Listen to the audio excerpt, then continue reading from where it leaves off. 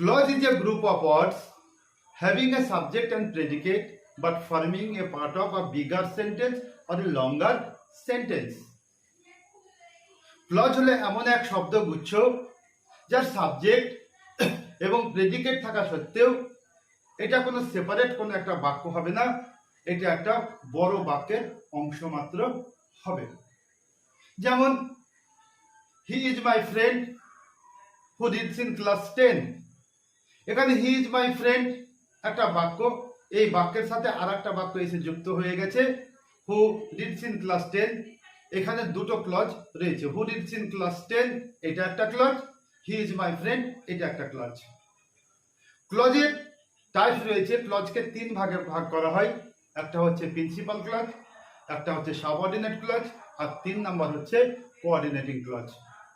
বন্ধুরা আমরা জানি যে ক্লজ নিজ পায়ের উপরে দাঁড়িয়ে থাকতে পারে, অন্য কোনো ক্লজের উপস্থিতির উপর নির্ভর করে না, অর্থাৎ যে ক্লজের উপরে ডিপেন্ডেন্ট ক্লজ বা অপ্রধান উপবাক্যটি বা সাবঅর্ডিনেট ক্লজ নির্ভর করে সেই উপবাক্যটিকে প্রধান উপবাক্য বা প্রিন্সিপাল ক্লজ হয়।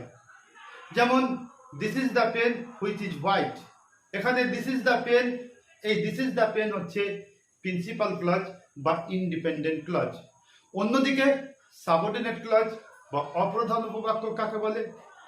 যে উপবাক্য নিজ পায়ের উপরে দাঁড়িয়ে থাকতে পারে না, যেটা পরনির্ভরশীল, যেটা আত্মনির্ভরশীল নয়, প্রধান উপবাক্যের অস্তিত্বের উপরে নির্ভরশীল, তাকে বলা হয় সাবঅর্ডিনেট ক্লজ বা ডিপেন্ডেন্ট ক্লজ বা অপ্রধান উপবাক্য। যেমন this is the pen which is white, this is the pen যদি প্রিন্সিপাল ক্লজ, তাহলে এই প্রিন্সিপাল ক্লজের উপরে দিস ইজ দি পেনের উপরে নির্ভরশীল রয়েছে হুইচ ইজ হোয়াইট। এখানে হুইচ ইজ হোয়াইটকে আমরা বলবো subordinate clause. When the sunset we came back home এখানে হচ্ছে principal clause, when the sunset এখানে হচ্ছে subordinate clause. If you come I shall go হচ্ছে principal clause, if you come হচ্ছে সাবঅর্ডিনেট ক্লজ। অন্যদিকে the clause that is dependent on another clause is called subordinate clause। এবার coordinate clause কাকে বলা হয়? The coordinate clause is of the same rank as another and is connected by coordinating conjunction and but, either or, neither nor, or, etc. অর্থাৎ যে ক্লজগুলো, যে উপবাক্যগুলো একই রকম বাক্য থাকবে এবং কোঅর্ডিনেটিং কনজাংশন দ্বারা কানেক্টেড থাকবে, সেইগুলোকে আমরা বলবো কোঅর্ডিনেটিং ক্লজ।